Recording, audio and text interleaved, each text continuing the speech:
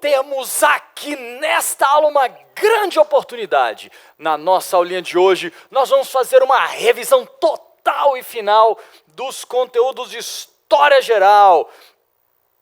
Mas é o seguinte, galera, é óbvio, não dá para a gente ver em todos os detalhes todos esses períodos da História Geral. É muita história.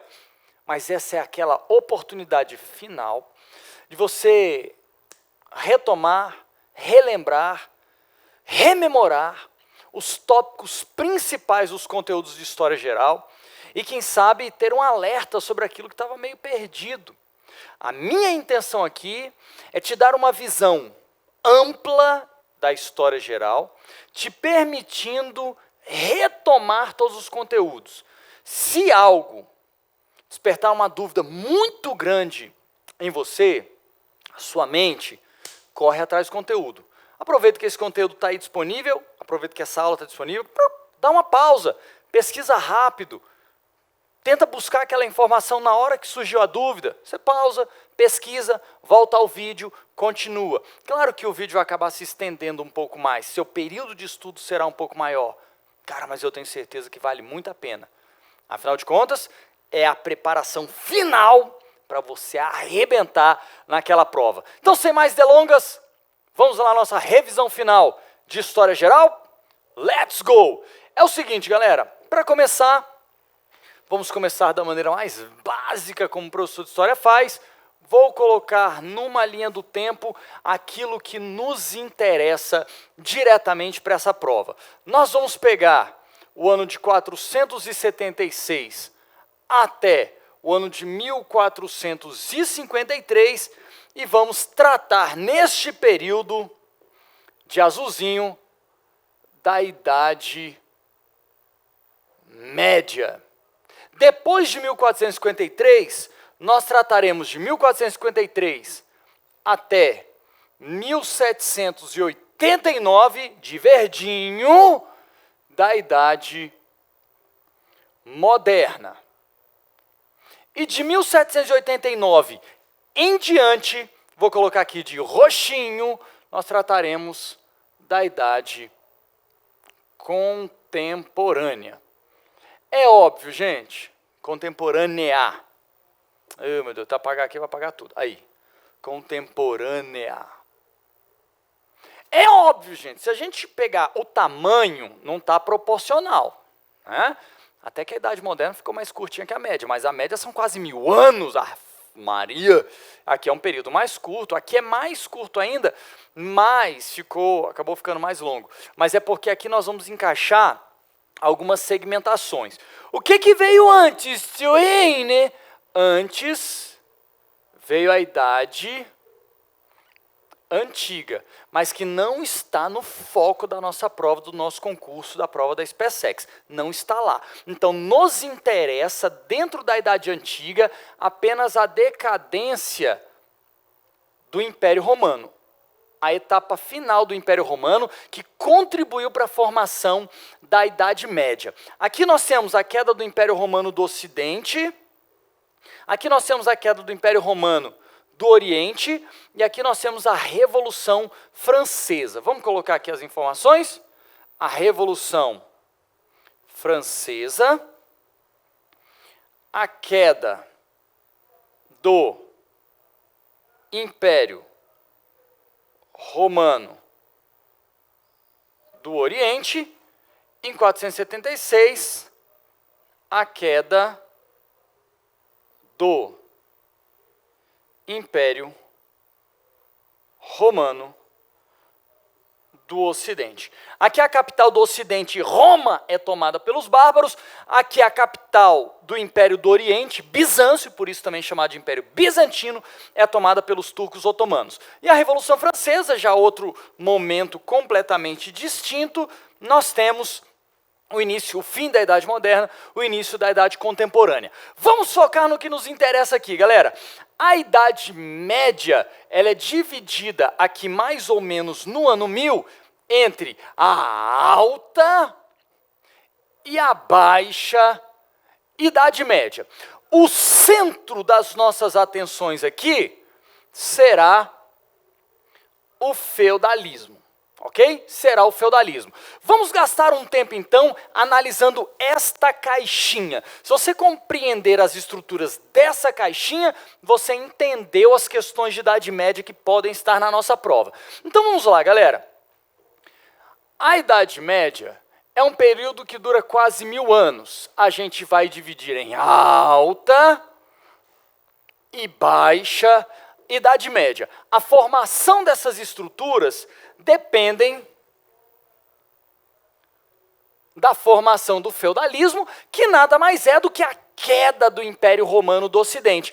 Com a queda do Império Romano do Ocidente, o grande império passou por um processo de ruralização. Ao mesmo tempo em que se espalhava uma nova fé, uma nova religiosidade, para os romanos que eram politeístas, adotava-se agora um monoteísmo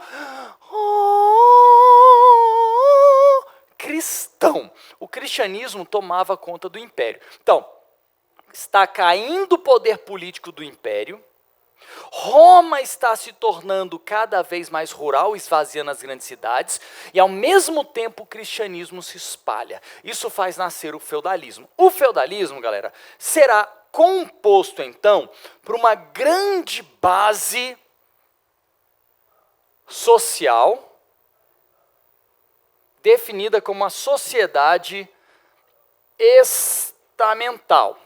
Nesses estamentos, nós temos a pirâmidezinha clássica. O clero, vou botar de vermelhinho aqui, que são os que falam em nome de Deus. A nobreza, que dizia ter sangue azul, especiais, os que detêm as terras, portanto, senhores feudais, e o poder político. E, por último, o terceiro estado, terceiro estamento, a terceira camada social, os servos, que são aqueles que trabalham para sustentar as classes privilegiadas. Os clérigos falam com Deus, representam Deus nessa estrutura social. A nobreza administra as terras e faz a guerra, são os cavaleiros medievais e os senhores feudais. E os servos trabalham, são eles que produzem para sustentar clero e nobreza. Massa! Além de uma sociedade estamental, nós temos uma economia de subsistência ou autossuficiência. Cada feudo, cada unidade feudal, produziu o que era consumido internamente. Por isso a gente diz que é de subsistência ou autossuficiente. Nós temos uma política, então falando da sociedade, da economia, da política, fragmentada. Por que ela é fragmentada? Porque com a divisão da Europa Ocidental em diversos feudos, cada senhor mandava no seu feudinho. Estão todos fechados nos seus feudinhos, cuidando de suas próprias vidas, numa economia de subsistência, e em cada feudinho tem um nobre que manda. Então, a ideia de um rei que tem todo o poder não existe no feudalismo. Existem reis, eles só não têm todo o poder, porque em cada feudo há um senhor com o controle daquele feudo. O que está acima de todos esses senhores é a igreja. Portanto, nós temos um domínio que não é político, diferente do império, porque quando existia o Império Romano, o domínio era político, era imperial. Não existe um exército para todos os feudos, não existe um rei para todos os feudos. Não, cada feudo tem o seu exército, cada feudo é autossuficiente, cada senhor é senhor sobre o seu feudo. O que está sobre todos eles? Aquilo que não deixou de existir com a queda de Roma. Cai o Império Romano, mantém-se, o poder político some, mas mantém-se a religiosidade. Então nós temos um domínio religioso. É um domínio religioso cristão. A igreja, que era uma só, por isso ela se pretendia universal, que é a tradução do termo católico, que é do mundo inteiro. Então a igreja era uma, e essa igreja tinha controle sobre toda a Europa ocidental. Ou seja, o feudalismo se estruturava como uma sociedade estamental, uma economia de subsistência, uma política fragmentada e um rígido domínio religioso. Ora, olhando para esse feudalismo que está sendo construído na alta Idade Média, nós temos que entender como ele entrou em declínio. Alguns fatores levaram à queda do feudalismo. É a alta do feudalismo e a baixa do feudalismo. Quais foram os fatores que levaram à queda do feudalismo? Vamos elencar alguns aqui, galera. Em primeiríssimo lugar, as cruzadas que levaram à reabertura do mar, vou botar só, Mediterrâneo. Então vamos lá. Ô tio Reino, mas quem fechou ele? Menina e menina. O mar Mediterrâneo foi fechado porque ele estava na economia de subsistência.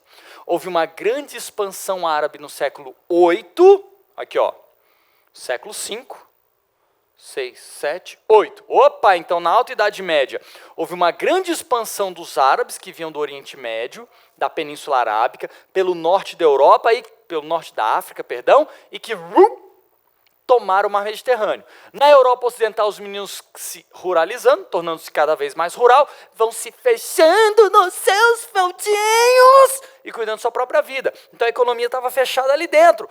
Agora, os cristãos dessa Europa Ocidental, por uma série de razões que não dá para explicar os detalhes aqui, que é só uma retomada, uma revisão, vão cruzar o Mediterrâneo para socar a cara dos árabes lá do outro lado. Mas deixando os seus cavaleiros para guerrear, voltam com os barcos cheios de produtos. Então as cruzadas não era o objetivo principal deles, mas as cruzadas levam à reabertura do mar Mediterrâneo. Além da reabertura do mar Mediterrâneo, nós temos na Europa Ocidental uma revolução a partir do século XI. Portanto, a partir do século XI, já dentro da Baixa Idade Média, nós temos uma revolução agrícola. A galera passa a produzir muito mais alimentos. Com essa revolução agrícola, nós temos, e os produtos, com a revolução agrícola, sobra mais produtos, e com a reabertura do mar Mediterrâneo, que traz produtos do Oriente, nós temos um renascimento comercial, que inclusive faz nascer uma nova classe social, de verdinho aqui, onde a burguesia vai fazer grana, e nós temos também o renascimento urbano. Cidades voltam a florescer. Então, veja bem. Se o mundo feudal tinha uma economia de subsistência, cada um fechado no seu feudinho, agora com o renascimento comercial, esses feudos se abrem para o comércio. Se antes nós temos uma política fragmentada, agora os poderes políticos precisam se reorganizar para dar conta de um novo mundo. Se antes nós temos uma sociedade estamental, agora nós vimos nascer uma nova classe que é cheia da grana, coisa que não existia aqui. A nobreza não é nobre porque ficou rica, a nobreza é nobre por sangue, ela tem status por tradição. Servos, como burgueses, poderão ter muito dinheiro, mas ainda assim não viram nobres, porque nobre é nobre por nascimento. Mesma coisa o clero, o menino nascia para ser do clero e para falar com Deus. E ele não vai deixar de ter poder porque ele não tem dinheiro. Pelo contrário, ele continua tendo poder porque ele fala em nome de Deus e não pela quantidade de dinheiro que ele tem no bolso. Resultado, essa estrutura europeia foi transformada, pondo fim ao feudalismo. Tchune, o que sepultou o mundo medieval? A gente pode colocar como marca, galera, do sepultamento do mundo medieval, a crise do século XIV, que foi ocasionada, por 3 elementos principais. Primeiro desses elementos eu vou colocar de roxinho. Primeiro desses elementos, a Guerra dos 100 Anos. Segundo desses elementos, a peste negra ou peste bubônica. Terceiro desses elementos, muita fome. Tudo junto nos anos de 1300 e bolinha. Tudo junto ao longo do século XIV e começando o século XV. Então pega 1350 até 1450, esse mundo da Europa Ocidental está em forte crise. Para uma Europa que estava expandindo as suas terras, sua produção agrícola, seu comércio, suas cidades, essa Europa viverá uma grande crise no século XIV, que vai sepultar o mundo medieval.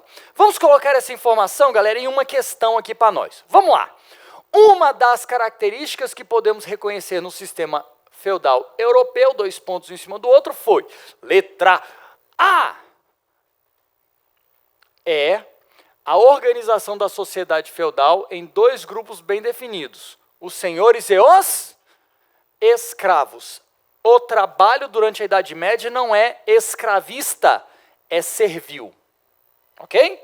O modo de produção, o tipo de trabalho não é escravista, é servil. E o servo não é um escravo. Ele é um homem livre que está preso à terra por laços de fidelidade que ele tem para com o senhor da terra. Mas ele não é um escravo. Letra B. São os ideais de honra e fidelidade oriundos da sociedade islâmica. Não.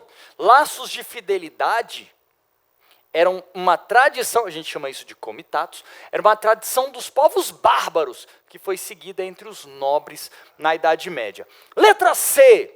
É a obrigação anual de corveia e o pagamento da talha e banalidades como obrigações de servos aos senhores feudais. Então, volta para cá. Servos produzem para sustentar as classes privilegiadas. E produzem o quê? Tributos, impostos, como? Uma parte da produção que é entregue ao senhor, ou a talha, chamada de corveia, ou a talha, que é o trabalho na terra anexa do castelo, chamado de manso senhorial, ou ainda a utilização dos instrumentos que o senhor fornece e o pagamento pela utilização desses instrumentos, chamado de banalidades. Então, todos esses, corveia, talha, banalidades, são impostos feudais, são tributos pagos pelos servos aos nobres e aos clérigos. São obrigações servis. Letra C tem que estar correta. Vamos para a letra D, de dinheiro. É o dinamismo econômico, voltado para o comércio entre feudos vizinhos. O sistema feudal. Está na tela. Pá, pá, pá. O sistema feudal, ele era firmado num dinamismo econômico. Ah, tio Reine, mas vai rolar dinamismo econômico sim.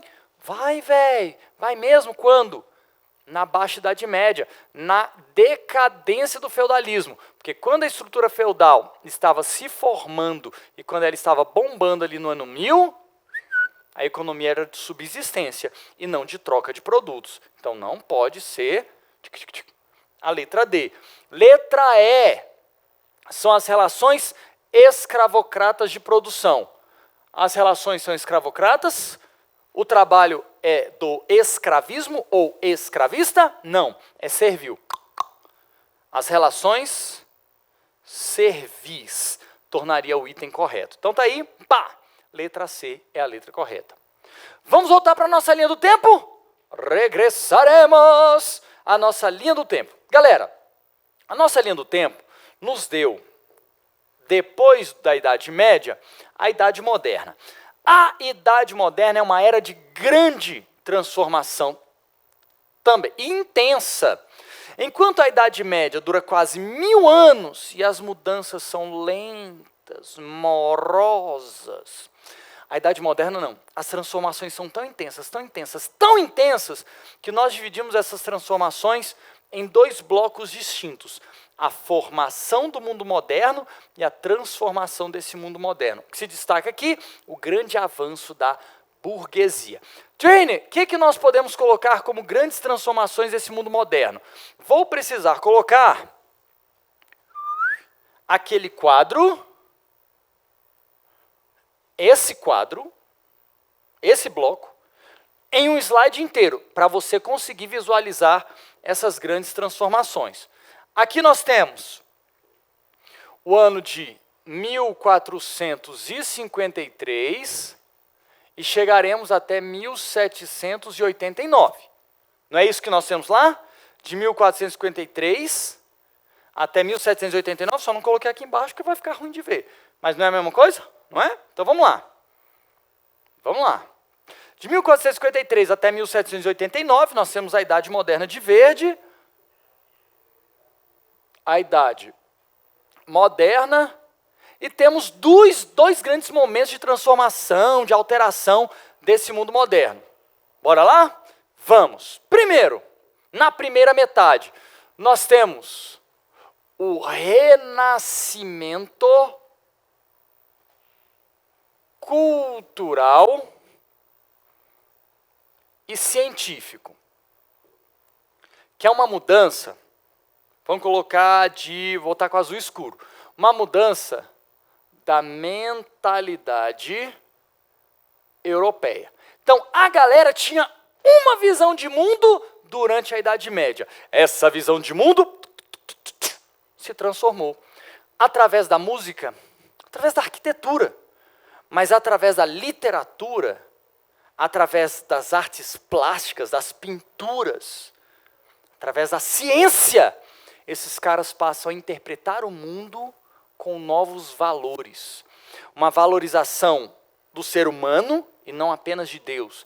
Então, o teocentrismo medieval dá lugar ao humanismo ou antropocentrismo do homem moderno. Mais do que isso, o racionalismo e as explicações racionais sobre os fenômenos da natureza dá lugar àquela visão obscurantista e religiosa do mundo medieval, que explicava tudo como um glorioso Deus quis assim.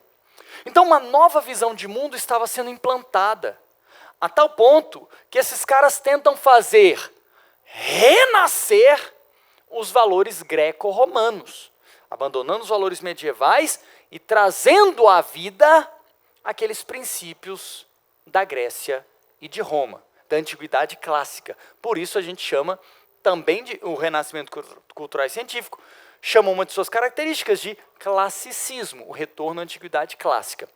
Mas galera, temos um grande desenvolvimento científico também.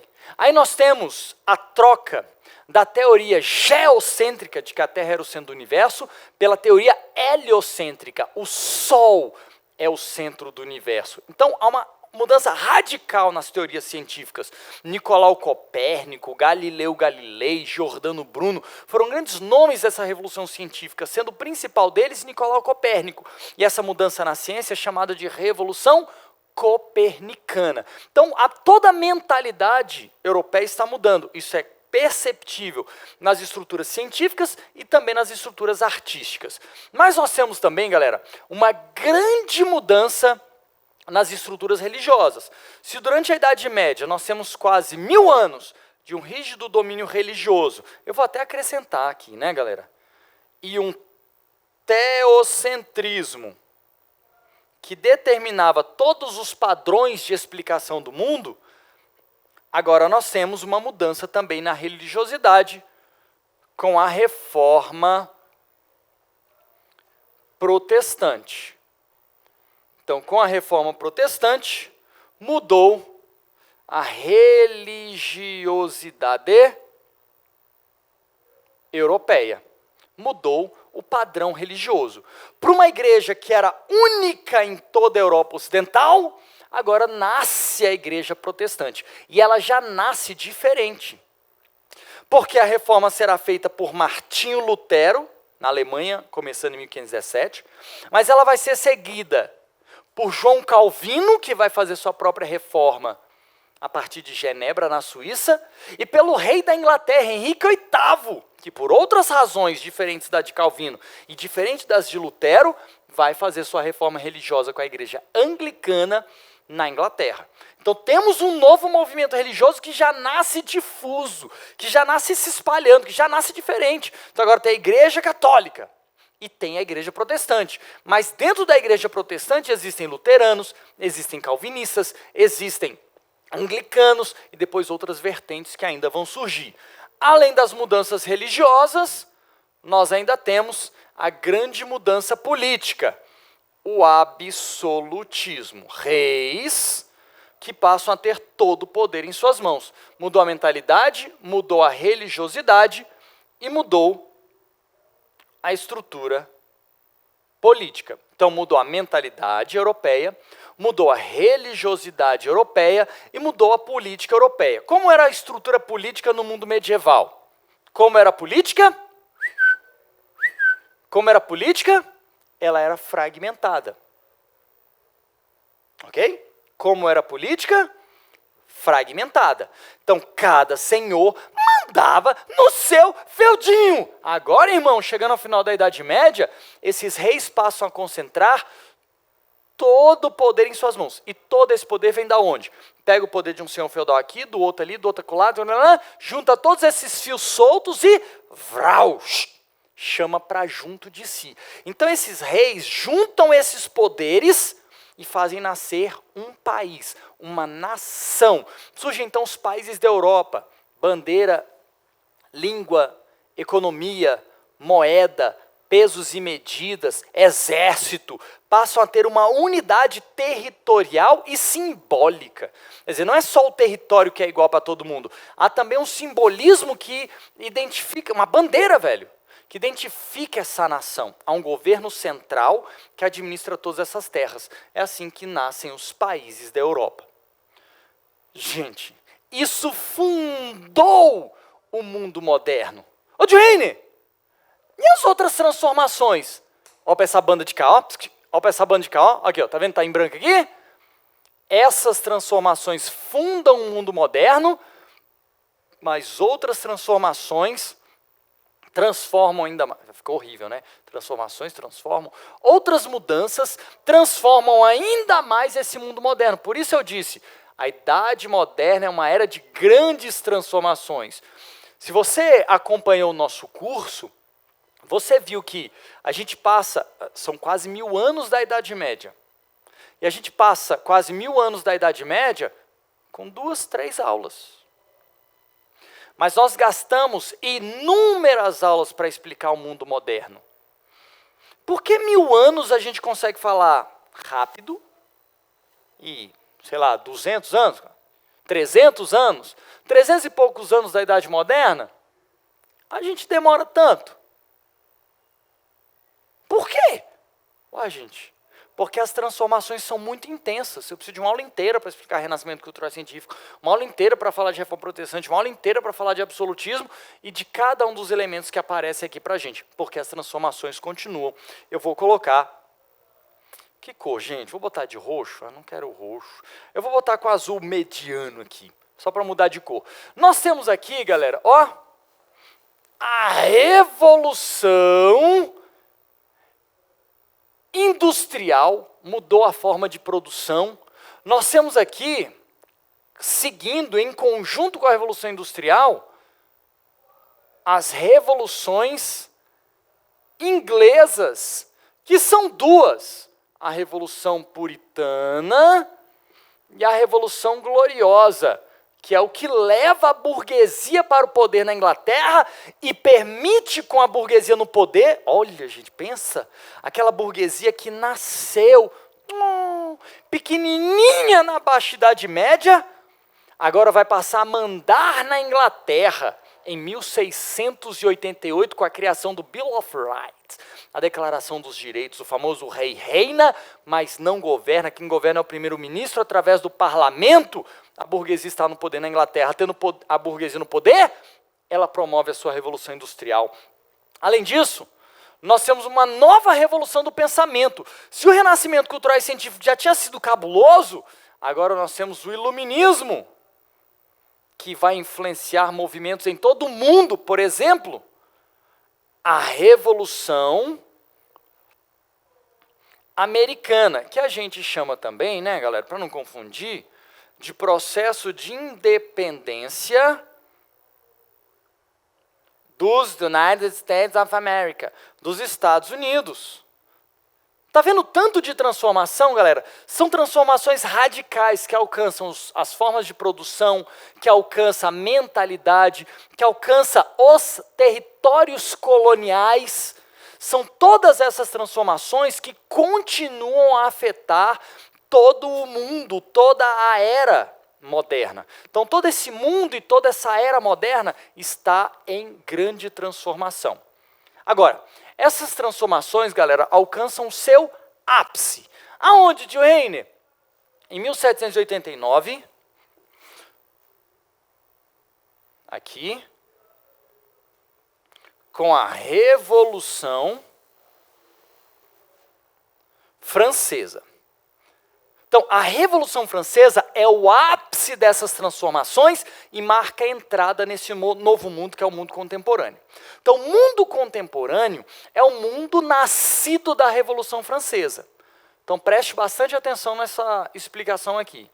A Revolução Francesa é o último evento dessa era moderna, que é uma era de revoluções, mas é o primeiro grande evento do mundo contemporâneo que vivencia uma nova experiência econômica e política. Ok? Fechou? Então, assim a gente encerra a Idade Moderna. Vamos ver aqui qual questão eu deixei separada aqui. Aqui, é sobre reforma religiosa, é sobre reforma protestante. Vamos lá. Com relação às reformas religiosas ocorridas na Europa do século XVI, podemos afirmar que, letra A, foram reflexo de disputas políticas entre jesuítas e o Papa. O movimento jesuítico, ele nasce da resposta da Igreja Católica à Reforma Protestante. É um dos movimentos que representam a resposta da Igreja Católica ao protestantismo que acabava de nascer. Meus irmãos, os protestantes estão se espalhando. Nascem os jesuítas com Inácio de Loyola para apregoarem a fé católica em um mundo que estava sendo tomado pelo protestantismo. Letra B. Tinha o objetivo de estabelecer a venda de indulgências para os pecadores. A venda de indulgências era a venda do perdão dos pecados, a venda de um indulto, a venda do perdão dos pecados, que estava sendo praticado pela Igreja Católica no período anterior, logo anterior à Reforma Protestante. Essa é a razão principal, não é a única, mas é a razão principal que leva em 31 de outubro de 1517, Martinho Lutero a fixar suas 95 teses na porta da Catedral de Wittenberg e iniciar a Reforma Protestante. Então, essa foi a razão para a Reforma iniciar-se e não foi estabelecida pelas reformas religiosas. Pelo contrário, as reformas combatiam a venda de indulgências. Letra C. Permitiram à Igreja Católica uma total hegemonia religiosa. Ao contrário, na Alemanha, Lutero iniciou a reforma. Letra D. As reformas religiosas só foram possíveis graças às decisões adotadas no Concílio de Trento. O Concílio de Trento é outro movimento de reação da Igreja Católica. E letra E. Na Inglaterra, foram promovidos pelo rei Henrique VIII, que criou a Igreja Oficial da Inglaterra, como é até hoje, a Igreja Anglicana. Então, letra E, a letra correta. Fechou? Vamos em frente, mas para ir em frente a gente precisa vir para trás aqui primeiro. Aqui, galera. Então, na Idade Moderna, todas as informações daquele bloco encaixariam aqui. Eu só não botei aqui porque não cabe, né? Não cabe. A Idade Contemporânea é esse novo mundo que brotou. Aqui, nós temos a Revolução Francesa, até que em 1800, até que em 1700, borracha, aqui ó, até que em 1799, os 10 anos da Revolução, Napoleão Bonaparte chega ao poder. Então, Napoleão Bonaparte chega ao poder. Fica no poder até 1815, já dentro do século XIX. Dentro desse século XIX, nós temos um grande movimento que a gente pode chamar de Era das Revoluções e pensamentos ou ideologia, como aparece no nosso edital, do século XIX. Movimentos trabalhistas, o socialismo científico e utópico e científico. Aqui, galera, nós temos o neocolonialismo, novas estruturas de exploração colonial, a partir de... Eita, ficou ruim aqui dali, hein? A partir de 1850, um movimento que nós chamamos também de imperialismo, quando os países da Europa se lançam sobre África e Ásia, uma vez que na América já não é possível, desde a era napoleônica, quando os países da América se tornaram independentes, né? Nesse contexto aqui, ó, nesse contexto. A América Espanhola se torna independente, porque Napoleão invade a Espanha. Napoleão invade Portugal, o rei de Portugal foge para o Brasil e dá início ao processo de independência do Brasil, que se conclui em 1822. Então, em 1850, esses países europeus estão indo para a África e Ásia, porque para a América não rola mais. São essas disputas neocoloniais que entre os anos... São essas disputas neocoloniais. Vou botar de outra cor aqui, galera, para dar um destaque. São essas disputas neocoloniais que, entre os anos de 1914 e 18, provocam a Primeira Guerra Mundial. É esse mesmo movimento de disputas europeias que continuam essa guerra, que é retomada entre 1939 e 45. O Tratado de Versalhes, que encerra a Primeira Guerra Mundial e é firmado em 1919, humilhou a Alemanha. Não deu à Itália o que eles imaginavam que iam ganhar ao mudarem de lado na Primeira Guerra Mundial. Resultado, essa guerra é reiniciada em 1939 até 45. Aqui, a Segunda Guerra Mundial.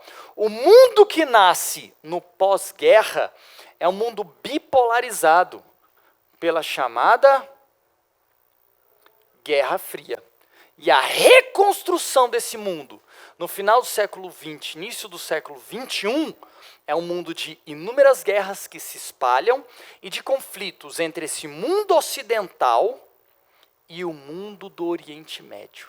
Sobretudo pela grande energia que de lá provém, o petróleo. Tá bom? Então, eu quis resumir a Idade Contemporânea, galera, com seus principais marcos e seus principais eventos. Vamos dar uma olhada aqui, galera? Porque eu separei uma questão aqui que toca sobre... versa sobre... São dois, na verdade. Duas questões. Um que fala da Primeira Guerra Mundial e outro que trata desses eventos finais do mundo contemporâneo, aqueles que estão ligados diretamente a nós. Então vamos olhar essa questão aqui, galera. A Primeira Grande Guerra, que é a Primeira Guerra Mundial, a Segunda Grande Guerra é a Segunda Guerra Mundial, mas na época eles chamavam a Primeira Grande Guerra de a Grande Guerra. A Grande Guerra. Só passaram a chamar a Primeira e Segunda depois que a Segunda acabou. Tá? Para distinguir uma e outra. Mas até na prova pode aparecer a Primeira Guerra Mundial sendo chamada apenas de Grande Guerra. Então, se aparecer lá a Grande Guerra, saiba que está falando da Primeira Guerra Mundial. Teve início em 1914, estendeu-se até 18, e envolveu países de todos os continentes, inclusive o Brasil. Sobre esse conflito, é correto afirmar que, só o adendo, o Brasil participou da Primeira e da Segunda Guerra Mundial. Participou das duas. A participação mais efetiva, com envio de tropas, foi na Segunda Guerra Mundial, da FAB e da FEB, a Força Expedicionária e a Força Aérea. Letra A. Os anos que antecederam a Primeira Guerra Mundial foram marcados por intensa solidariedade e cordialidade entre os países. Uai, vamos voltar lá para o beginning, vamos voltar para o início. Foram anos marcados por cordialidade, ao neocolonialismo, as brigas neocoloniais? Não. Não teve cordialidade, amizade, broderagem? Não. Não teve. Errado. Letra B. Em seus momentos finais da Primeira Guerra, a Alemanha recusou-se a assinar o Tratado de Versalhes, levando os aliados a proporem uma outra paz chamada os 14 pontos de Wilson. Não. O presidente dos Estados Unidos, presidente Wilson, propôs uma paz sem vencedores, os 14 pontos do presidente Wilson. Esses 14 pontos foram rejeitados, e no lugar dos 14 pontos, a Inglaterra vencedora, juntamente com a França, impôs à Alemanha a assinatura do Tratado de Versalhes. Foi exatamente esse movimento que instigou a Segunda Guerra Mundial. Então, não. Letra C. Os Estados Unidos não tiveram envolvimento, mantendo sua política isolacionista. Não. Os Estados Unidos tiveram, sim, uma participação direta na Primeira Guerra Mundial. Letra D. E saiu de lá de boaça, como o reconstrutor da Europa. Em 1917, por causa da Revolução Russa, a Rússia sai da guerra, é o mesmo momento que os Estados Unidos entram na guerra, já na etapa final, já para dar vitória, do lado vencedor, tá bom? Lembrando que estavam se enfrentando na Primeira Guerra Mundial a Tríplice Aliança e a Tríplice Entente. Okay? A Tríplice Entente vão virar os aliados da Segunda Guerra Mundial, e a Tríplice Aliança vai acabar virando o eixo, tendo foco, centro aí na Alemanha, na Segunda Guerra Mundial. Letra D. Em 1917, com a ascensão de um governo socialista na Rússia, a Revolução Russa, o país entra em guerra ao lado da Alemanha. Eu já falei, né? Com o início da Revolução Russa, a Rússia sai da guerra. E letra E, a segunda fase da guerra, perceba, ela começou em 14. Então, é a segunda fase que não está dividida ao meio, ela é mais extensa. A primeira fase é o Plano Schlieffen. Oh, my Deutschland! Meu alemão, Deutsch. A primeira fase é o Plano Schlieffen, que é uma guerra rápida, em duas frentes, mas que é insustentável. Logo, a guerra estaciona e se transforma em uma guerra de trincheiras. É a marca da Primeira Guerra Mundial, uma guerra de trincheiras, ok? Saltando, galera, da Primeira Guerra Mundial, nós tratamos desse contexto aqui, saltamos a Guerra Fria, e eu quero abordar, antes da gente encerrar, esse mundo contemporâneo. Não é só da idade contemporânea, mas esse mundo que está perto de nós. E ele é marcado pela guerra contra o terror. E essa guerra contra o terror está representada por essa questão. Vamos lá. Em 11 de setembro de 2001, num contexto de radicalização crescente, um grupo fundamentalista islâmico, os talibãs, lançou aviões não existe aviões, os talibãs lançaram aviões comerciais sequestrados contra símbolos do poderio econômico norte-americano. Que símbolos são esses? As torres gêmeas do que era conhecido como World Trade Center, um grande centro econômico e comercial em Nova York. A respeito do assunto, é correto afirmar que, letra A, como reação, os Estados Unidos invadiram posteriormente o Irã. Não, gente. Os Estados Unidos tiveram forte influência sobre o Irã até 79. Em 1979, o Shah, o rei, o imperador iraniano, o Shah Reza Pahlavi, ele era atrelado, amigo, favorável aos Estados Unidos. Mas houve uma revolução islâmica. E quando o Ayatollah, um líder religioso iraniano, muçulmano, o Ayatollah Khomeini, em 1979, assumiu pela Revolução Islâmica e fundou a República Islâmica do Irã, houve um rompimento com os Estados Unidos. E os Estados Unidos não interviram via satélite, exteriormente, mas não interviram diretamente numa guerra contra o Irã. Isso não aconteceu. De 79 até hoje, não sei que dia você está assistindo esse vídeo, mas até hoje não rolou uma intervenção direta dos Estados Unidos militar no Irã. Não teve. O que nós temos é uma influência direta sobre a região produtora de petróleo no Oriente Médio. Então, Quem foi invadido sob o pretexto de que havia armas de destruição em massa foi o Iraque. Houve uma invasão direta dos Estados Unidos no Iraque. Tá? No Irã, não. Letra B. O governo norte-americano declarou que, a partir de então, adotaria a guerra preventiva. Olha como esse item está cabulosamente errado. Olha para cá. Olha para cá. O governo norte-americano declarou que, a partir de então, a partir do ataque às Torres Gêmeas, cadê aqui? A partir do ataque às Torres Gêmeas, a partir de então, adotaria a guerra preventiva, vamos fazer uma guerra preventiva, contra qualquer país que efetivamente atacasse os Estados Unidos.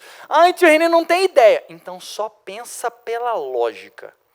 Se a guerra como a guerra é preventiva contra um país que atacasse efetivamente os Estados Unidos. Bom, se é uma guerra contra quem atacasse efetivamente, então ela não é mais preventiva. Preventiva significa o que a gente faz antes, precavendo algo que poderia acontecer depois. Aí está nos ameaçando, então vamos fazer uma guerra contra eles antes que eles nos ataquem. Então, se é antes que eles nos ataquem, não pode ser depois qualquer país efetivamente atacasse. Porque se ele já atacou, então não é mais preventivo. Tá bom? Então, está errado pela lógica. Letra C. O governo talibã do Afeganistão, que acobertava Osama Bin Laden, seguiu no poder. Não. Meu irmão, depois do 11 de setembro, o Afeganistão foi tomado, a famosa guerra do Afeganistão foi tomada, o Afeganistão foi tomado pelas tropas norte-americanas. Letra D. Nos referidos atentados terroristas, morreram mais de 3.000 pessoas. Meu irmão, o trem foi cabuloso. Eu lembro como se fosse hoje. E aqui não é força de expressão, é literal. Eu lembro como se fosse hoje. Em 2001, eu estava voltando da escola quando eu passei na frente de um bar, de um boteco, que tinha uma televisão em cima da geladeira. E eu tomei um susto. Eu vi a primeira torre gêmea pegando fogo. Depois que o avião tinha entrado nela. Irmão, saí correndo para casa e passei o resto do dia inteiro na frente da televisão sem conseguir acreditar no que eu estava vendo. Então o trem foi tenso. Morreram mais de 3.000 pessoas de diferentes nacionalidades, sem que houvesse brasileiros entre as vítimas. Errado. Existiram sim brasileiros vitimados, mortos pelos ataques às Torres Gêmeas. Era um grande centro comercial com gente do mundo inteiro trabalhando lá. Se não está certa A, se não está certa B, se não está certa a C, se não está certa a D, tem que estar certa a letra E, que diz nenhuma das alternativas anteriores está correta. Galera, eu fiz questão de, pensar os temas principais da prova, citar os conteúdos que fazem parte do nosso edital e que podem estar na prova, dentro do seu contexto. Eu espero que tenha sido útil para você, apenas uma revisão final, eu disse lá no início, não são detalhes. E o meu desejo é que você arrebente nessa prova, que vá tudo bem e que você consiga alcançar a sua aprovação. No mais de todas as coisas, e não podendo dizer-lhes mais nada, e fechando aqui um ciclo, dizer apenas uma coisa a mais. Que Deus vos abençoe. Beijos, beijos, pessoas, boa prova! Tchau!